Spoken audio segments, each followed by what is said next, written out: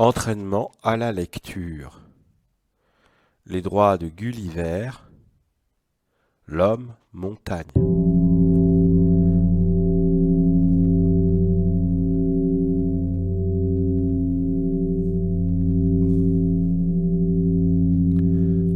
Après un naufrage en mer, Gulliver est sur l'île de Lilliput.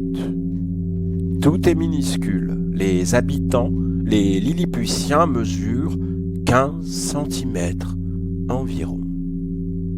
Sa très haute majesté propose un règlement à Gulliver pour lui faciliter la vie.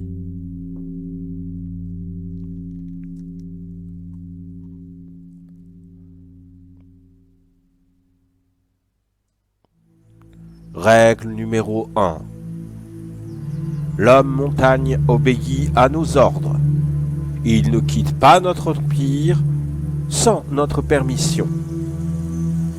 Règle numéro 2. Il ne vient dans notre capitale qu'avec notre permission. 2 heures avant, il avertit les habitants pour qu'ils s'enferment chez eux. Règle numéro 3. L'homme montagne peut circuler dans nos principaux grands chemins.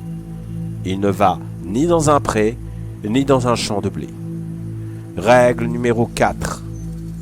En se promenant, il pense à nos fidèles sujets, à leurs chevaux ou voitures. Il ne les écrase pas. Quand il voit un de nos sujets, il ne le prend pas dans ses mains. Règle numéro 5. Quand un de nos messagers a une course extraordinaire à faire, l'homme montagne le transporte dans sa poche. Règle numéro 6. L'homme montagne aide à la construction de nos bâtiments impériaux. Il soulève certaines grosses pierres. Il mesure aussi le contour de notre empire. Pour cela, il longe toute la côte de l'île et il compte ses pas. Règle numéro 7. Il est notre allié contre nos ennemis de l'île de Blefuscu. Et il fait tout son possible pour les empêcher d'envahir nos terres. Règle numéro 8.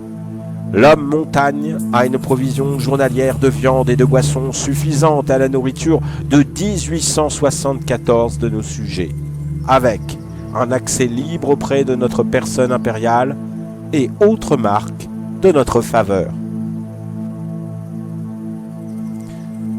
Donné en notre palais à Belzaborac le 12e jour de la 91e lune de notre règne. Après bien des aventures, Gulliver réussit à rentrer en Angleterre. D'après les voyages de Gulliver de Jonathan Swift.